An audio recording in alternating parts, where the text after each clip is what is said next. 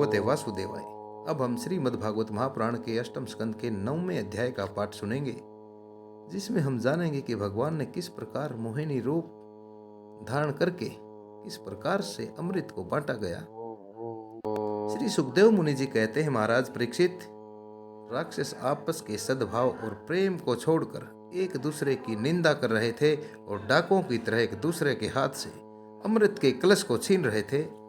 इसी बीच में उन्होंने देखा कि एक बहुत ही सुंदर स्त्री, बड़ी सुंदर स्त्री उनकी ओर चली आ रही है। वे सोचने लगे, कैसा अद्भुत सौंदर्य है, शरीर में से कितनी अद्भुत सुंदरता छिटक रही है। तनिक इनकी उम्र तो देखो।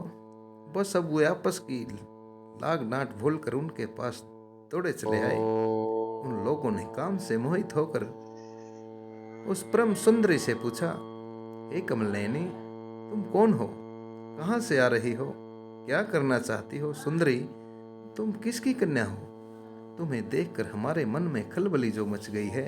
हम समझते हैं कि अब तक चाहे देवता हो, चाहे दैत्य हो, चाहे सिद्ध हो, चाहे गंधर्व हो, और चाहे राजाओं की कृति को गाने वाले चारण हो, और चाहे लोगों की रक्षा करने वाले लोकपाल हों, उन्होंने भी तुम्हें स्पर्श तक न किया होगा।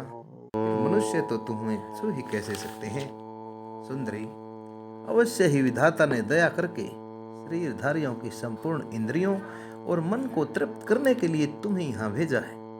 हे मानिनी, जैसे हम लोग एक ही जाति के हैं, फिर भी हम सब एक ही वस्तु की इच्छा कर रहे हैं। इसलिए हम में डाह और बैर की गांठ पड़ गई है, हम में जलन और आपस के बैर भाव की गांठ पड़ गई है। सुंदरी, तुम हमारा झगड़ा मिटा दो।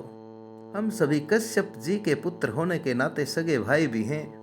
हम लोगों ने अमृत के लिए बड़ा परिश्रम किया है। तुम न्याय के अनुसार निष्पक्ष भाव से इसे बांट दो, जिससे फिर हम लोगों में किसी प्रकार का झगड़ा न हो। असुरों ने जब इस प्रकार प्रार्थना की, तब लीला से स्त्री वेश धारण करने वाले भगवान ने तनिक हंसकर और तीखी दृष्टि से, तिरछी नजर से उनकी ओर देखते हुए कहा। श्री भगवान ने कहा, आप लोग महर्षि कश्यप के पुत्र हैं और मैं हूँ कुलटा नार। आप लोग मुझ पर न्याय का भार क्यों डाल रहे हैं? विवेकी पुरुष स्वेच्छाचारिणी स्त्रियों का कभी विश्वास नहीं किया करते। दैत्यों, कुत्ते और व्यभिचारिणी स्त्रियों की मित्रता स्थायी नहीं होती। अर्थात मनमोहिनी ने राक्षसों से कहा, दैत्यों से कहा कि हे दैत्यों, कुत्ते और व्यभिचारिणी स्त्रियां, अर्थात जो पर पुरुषों के साथ गमन करने वाली स्त्रियां होती हैं, उनकी मित्रता कभी स्थायी नहीं होती। वे दोनों ही सदा नए नए शिकारों को ढूंढा करते हैं। श्री सुखदेव मुनि जी आगे बतलाते हैं कि परीक्षित, मोहिनी की मुस्कान और मजाकिया वाणी से दैत्यों के मन में और भी विश्वास हो गया। उन लोगों ने रहस्यपूर्ण भाव से हंसकर अमृत का कलश मोहिनी के ही हाथ में दे दिया। भगवान ने अमृत का कलश अपने हाथ में लेकर तनिक मुस्कुराते हुए मीठी वाणी से कहा, मैं उचित या अनुचित जो भी करूं, वह सब यदि तुम लोगों को स्वीकार हो तो मैं ये अमृत बांट सकती हूँ। बड़े बड़े दैत्यों ने मोहिनी की यह मीठी बात सुनकर उसकी बारीकी को नहीं समझा, इसलिए सब ने एक ही स्वर से एक साथ कहा, स्वीकार है, स्वीकार है। इसका कारण यह था कि उन्हें मोहिनी के वास्तविक रूप का पता नहीं था। इसके बाद एक दिन का व्रत करके सब ने स्नान किया, हविष्य से अग्नि में हवन किया, अर्थात हवन के अंदर डालने वाली सामग्री के साथ अग्नि में हवन किया। गौ, ब्राह्मण और सभी प्राणियों को घास, चारा, अन्न, धन आदि का यथा योग्य दान दिया और ब्राह्मणों से स्वस्त्यन अर्थात धार्मिक अनुष्ठान करवाया। अपनी अपनी रुचि के अनुसार सब ने नए नए वस्त्र धारण किए और इसके बाद सुंदर सुंदर आभूषण धारण करके सब के सब उन कुछ आसनों पर बैठ गए, जिनका अगला हिस्सा पूर्व की ओर था।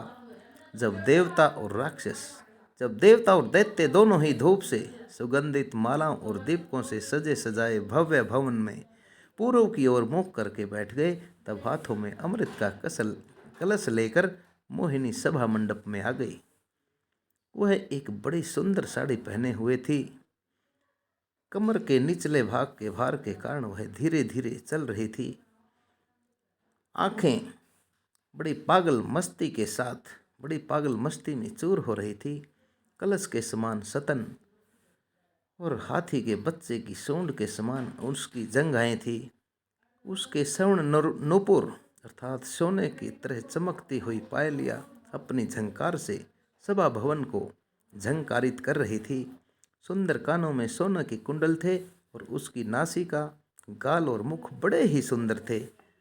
सोम पर देवता भगवान मोहिनी के रूप में ऐसे जान पड़ते थे मानो लक्ष्मी जी की कोई श्रेष्ठ सखी, सुंदर सखी वहां आ गई हो।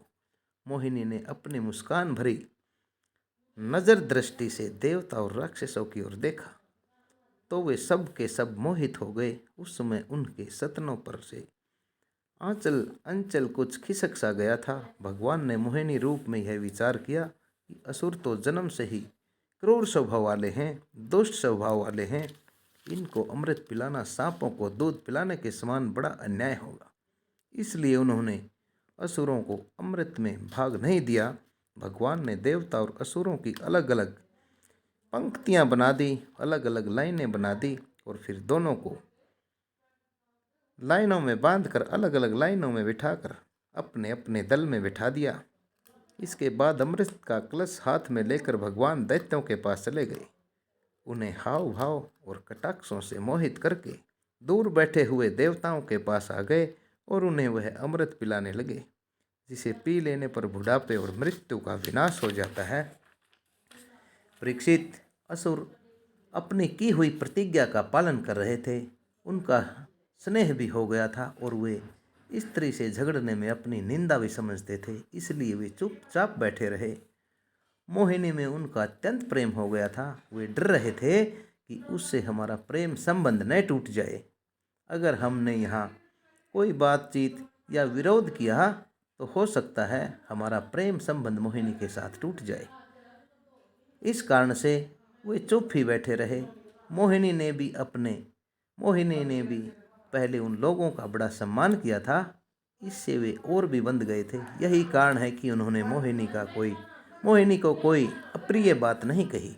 जिस समय भगवान देवताओं को अमृत पिला रहे थे उसी समय राहु दैत्य देवताओं का वेश बनाकर उनके बीच में आ बैठा और देवताओं के साथ उसने भी अमृत को पी लिया। परंतु उसी पल चंद्रमा और सूर्य ने उसको देख लिया और उसकी पोल खोल दी। अमृत पिलाते पिलाते ही भगवान ने अपनी तीखी धार वाले चक्कर से उसका सिर काट डाला। अमृत का संसर्ग अर्थात अमृत का मिश्रण न होने से उसका धड़ नीचे गिर गया, परंतु सिर अमर हो गया और ब्रह्मा जी ने उसे ग्रह बना दिया। वही राहु पर्व के दिन पूर्णिमा और अमावस्या को बैर भाव से बदला लेने के लिए चंद्रमा तथा सूर्य पर आक्रमण किया करता है। जब देवताओं ने अमृत को पी लिया तब समस्त लोगों को जीवन दान करने वाले भगवान ने बड़े बड़े दैत्यों के सामने ही मोहिनी रूप त्याग कर अपना वास्तविक रूप धारण कर लिया। परीक्षित देखो, देवता और दैत्य दोनों ने एक ही समय पर एक ही स्थान पर एक ही कार्य किया तथा एक वस्तु के लिए एक विचार से एक ही कर्म किया, परंतु फल में बड़ा भेद हो गया। उनमें से देवताओं ने बड़ी आसानी से अपने परिश्रम का फल अमृत को प्राप्त कर लिया, क्योंकि उन्होंने भगवान के चरण कमलों की धूल का आश्रय लिया था, चरण कमलों की रज का आश्रय जो लिया था। परंतु उससे विमुख होने के कारण परिश्रम करने पर भी असुरगण दैत्यगण अमृत से वंचित ही रह गए। मनुष्य अपने प्राण, धन, क्रम, मन और वाणी आदि से शरीर एवं पुत्र आदि के लिए जो कुछ करता है वह व्यर्थ ही होता है, क्योंकि उसके मूल में भेद बुद्धि बनी रहती है। परंतु उन्हीं प्राण आदि वस्तुओं के द्वारा भगवान के लिए जो कुछ किया जाता है वह सब भेदभाव से रहित होने के कारण अपने शरीर, पुत्र और समस्त संसार के लिए सफल हो जाता है। जैसे वृक्ष की जड़ में पानी देने से उसका तना, टहनियाँ और पत्ते सब के सब सींच जाते हैं, ठीक वैसे ही भगवान के लिए कर्म करने से वे सब के लिए वे सब के लिए हो जाते हैं। इस प्रकार श्रीमद्भागवत महापुराण के अष्टम स्कंद का यह 9वां अध्याय आप सभी श्रोताओं द्वारा सुना गया। ओम नमो नारायण चैनल के द्वारा संस्कृत से हिंदी में रूपांतरित करके श्रीमद्भागवत महापुराण के इन पुण्यमयी अध्यायों को आप तक भेजा जा रहा है।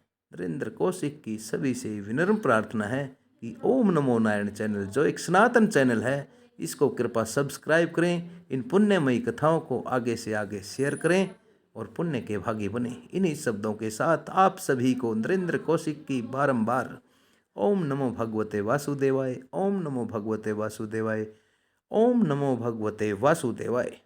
इसके बाद अगले अध्याय में देव और असुरों का संग्राम कैसे हुआ, ये हम अगले 10वें अध्याय में सुनेंगे।